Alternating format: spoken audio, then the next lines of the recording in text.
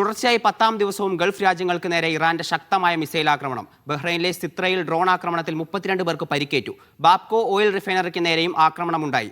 യുഎഇയിലെ ഫുജൈറയിൽ എണ്ണ വ്യവസായ കേന്ദ്രത്തിന് തീപിടിച്ചു. കുവൈത്തിൽ വൈദ്യുതി പ്ലാന്റിന് തീപിടിച്ചു.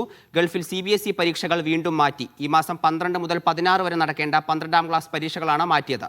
രാജ്യത്തിനെതിരെ നടന്ന ആക്രമണങ്ങളിൽ ചിലത് ഇറാഖിൽ നിന്നാണെന്ന് കുവൈത്ത് ആരോപിച്ചു. ഇറാനിൽ നിന്നുള്ള ആക്രമണം വഞ്ചനയാണെന്ന് ഖത്തർ പ്രധാനമന്ത്രി പ്രതികരിച്ചു. വിവരങ്ങളുമായി MCA നാസർ ചേരുന്നുണ്ട്. MCA, യുദ്ധം തുടങ്ങി 10ാം ദിവസവും ഇരു കൂട്ടരും തമ്മിലുള്ള ആക്രമണം വളരെ ശക്തിയായി തന്നെ മുന്നോട്ട് പോവുകയാണ്. ഇപ്പോൾ നിലവിൽ ഗൾഫിലെ സാഹചര്യം എന്താണ്? ഒപ്പം തന്നെ ഇറാനിലേക്കുള്ള ഇസ്രായേലിന്റെ ആക്രമണം എങ്ങനെയാണ് തുടർന്നുകൊണ്ടിരിക്കുന്നത്? ഇസ്രായേലിലേക്കുള്ള ഇറാന്റെ തിരിച്ചടിയെക്കുറിച്ച് എന്താ കൂടുതൽ പറയാൻ കഴിയുന്നത്? അവിടെ കൂടുതൽ നാശനഷ്ടങ്ങളൊക്കെ റിപ്പോർട്ട് ചെയ്തിട്ടുണ്ടോ? ഹരിഗോവിന്ദ്, ഇന്നലെ രാത്രിയും ഇന്ന് പകലുമായിട്ട് വ്യാപകമായിട്ടുള്ള ആക്രമണങ്ങൾ വിവിധ ഗൾഫ് രാജ്യങ്ങൾക്ക് നേരെ ഇറാനിൽ നിന്നുണ്ടായി. ഡ്രോൺ, മിസൈൽ ആക്രമണങ്ങളൊക്കെയും ഫലപ്രദമായിട്ട് പ്രതിരോധിക്കുന്നതിൽ വിവിധ രാജ്യങ്ങൾ വിജയിച്ചു.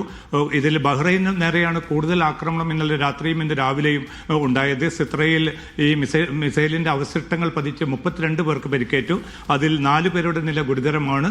2 മാസം പ്രായമായ ഒരു കുട്ടിയും ഈ അപകടത്തിൽപ്പെട്ടതിൽ ഉൾപ്പെടും. അതോടൊപ്പം തന്നെ Kuwait, Saudi Arabia, UAE, Qatar ഉൾപ്പെടെയുള്ള രാജ്യങ്ങൾക്ക് നേരെയും നടന്ന ആക്രമണങ്ങൾ ഫലപ്രദമായി തന്നെ പ്രതിരോധിക്കാൻ സാധിച്ചു. അതോടൊപ്പം തന്നെ ഇറാനിൽ നിന്ന് ഇസ്രായേലിലേക്കും ഇസ്രായേലിൽ നിന്ന് തിരിച്ചുമുള്ള ആക്രമണങ്ങൾ ശക്തമായി തന്നെ തുടരുകയാണ്.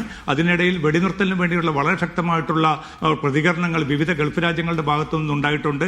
ചൈനീസ് വിദേശകാര്യമന്ത്രി, ഖത്തർ, കുവൈത്ത് വിദേശകാര്യമന്ത്രി നീക്കങ്ങളെക്കുറിച്ച് അല്പം മുമ്പ് ചർച്ച നടത്തുകയും ചെയ്തു. ഹരിഗോവിന്ദ്.